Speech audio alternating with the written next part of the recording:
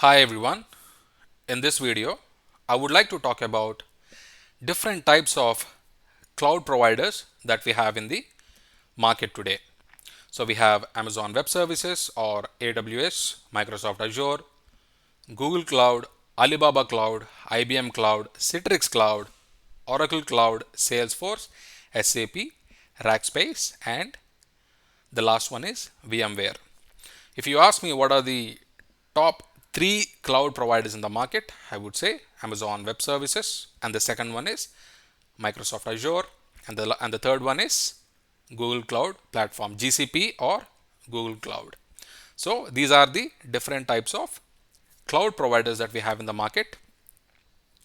In this course, we are going to talk about Citrix Cloud, and it is going to be the it is going to be discussed in the coming topics. Okay, so I hope you find this short video helpful. Thank you for watching.